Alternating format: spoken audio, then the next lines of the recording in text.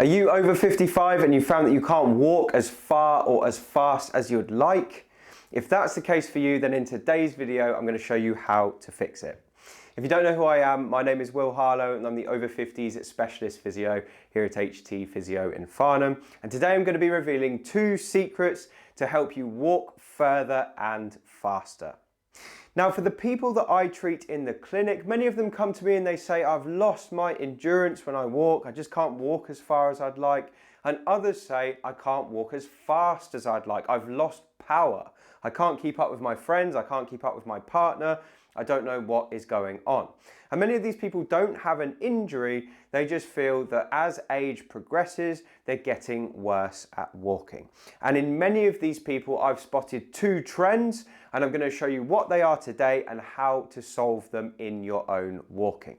So the 2 things I've spotted, which seem to be the case for many people who can't walk far or fast, is that they've lost 2 key components of walking. The first thing they've lost is they've lost power in their calves, okay? And we're going to explain why that's important in a minute. And then the second thing they've lost is they've lost power or mobility in their hips, in their hip extensors. So when we walk, I'm going to show you how 2 things are relevant. We use our calves when we push off. So the heel goes down first, and then as we push through the toes, you can see my calf muscle there contracts. I'll show you this side. As you push off through the toes, you use your calf muscle. So if you've lost strength in your calf, then you don't have that propulsion. You can't be pushed forward as much, so you lose power. What also happens is if you don't have a powerful calf, then you can't keep up with people as much for as long because your endurance starts to slip. And the reason this happens is because lots of other muscles are having to take over from the calf that you've lost. So it's very important to have powerful calves if you want to walk far and fast. Now, the second component I mentioned was hip extension. So hip extension is this movement here. So it's the hip going out behind us. And we only have 10 degrees of hip extension. So if I'm really strict and I just take my hip out behind me, that's as far as I can go. That angle there is 10 degrees.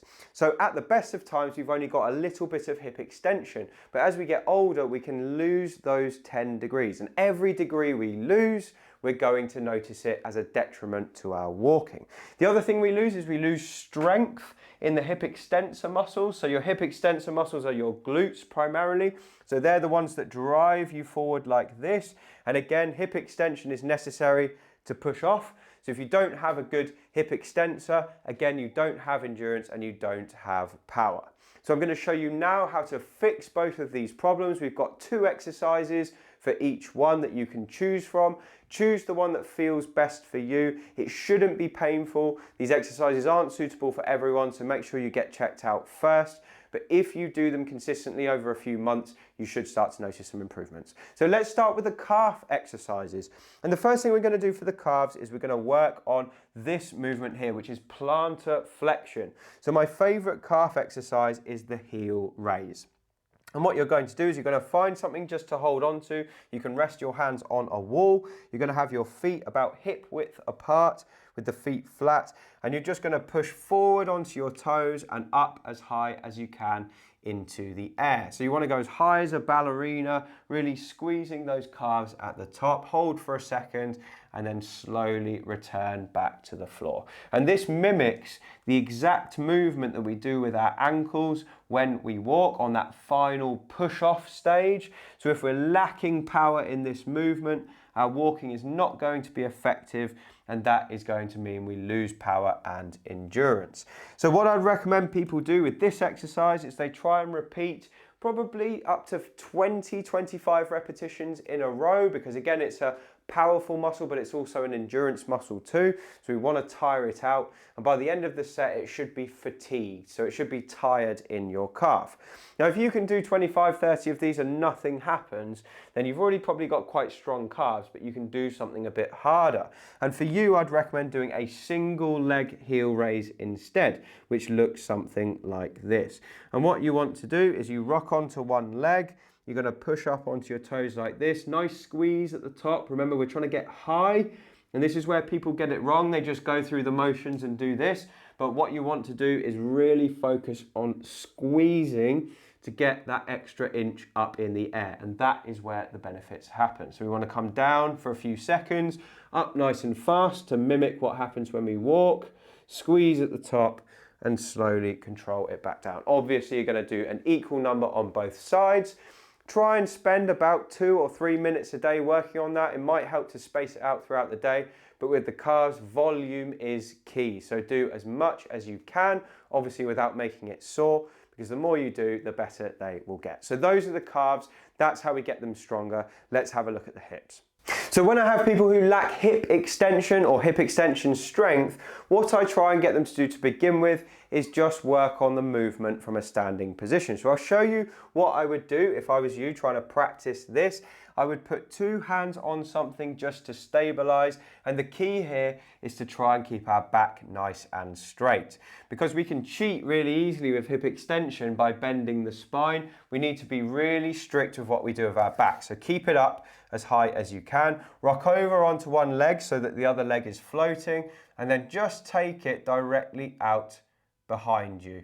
And what we want to do is get a little squeeze in the bottom at the end and then come back. Now for people who aren't used to this, the first thing they might notice is that their hamstring wants to cramp up.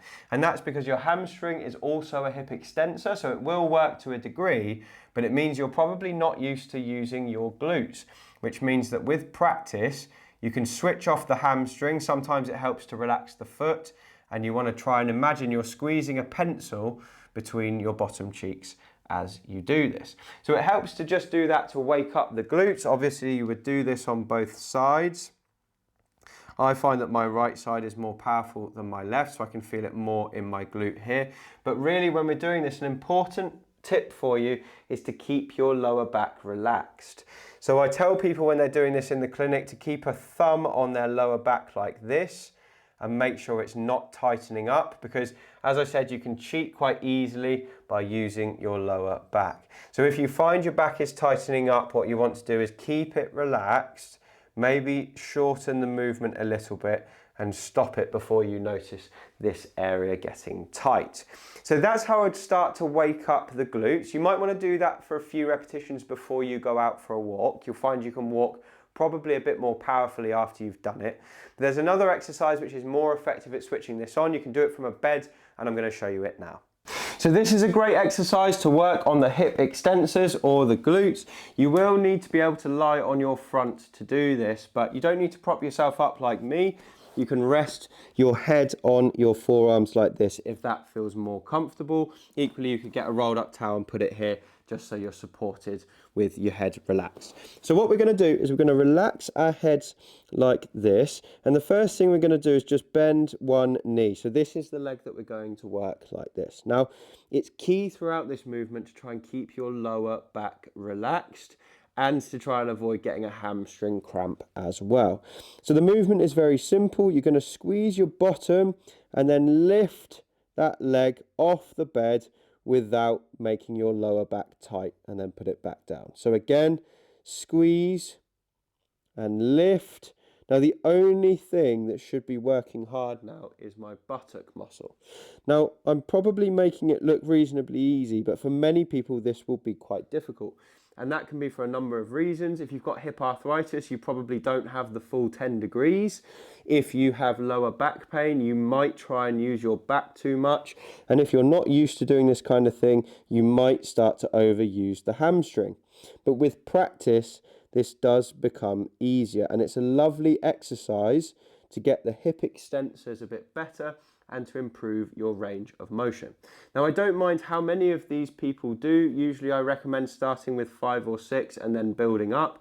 Obviously stop before you get to any kind of cramp. Stop before your back feels like it's going to tighten up. And ideally at the end of the set, we want to have a bit of a working ache here. So I'm going to show you again with the other leg. So we bend one knee, we squeeze the glutes together to begin with, and then you lift. And you want to try and keep your lower back relaxed throughout. So squeeze, up, hold, and down. So it's a very small movement. Remember, there's only 10 degrees there. And if you're trying to touch it towards the ceiling, you're going to end up using your back. and your hamstring. So just accept the fact that it's only a very small movement. We're just trying to get it off the bed. So I'd recommend starting with 5 or 6, build up as you get stronger, but that's a great exercise that has a direct impact on your ability to walk. So I hope that video has been useful. If you found the video useful, please do leave me a comment below this video and let me know you've enjoyed it. And if you want to get more from me, do subscribe to the channel and grab a copy of my book. You can find my book in the description below. It's called Thriving Beyond 50. It's got loads of tips like this one to help you with your walking and mobility. Anyway, thank you so much for watching. I really appreciate your time and I look forward to speaking to you on the next video.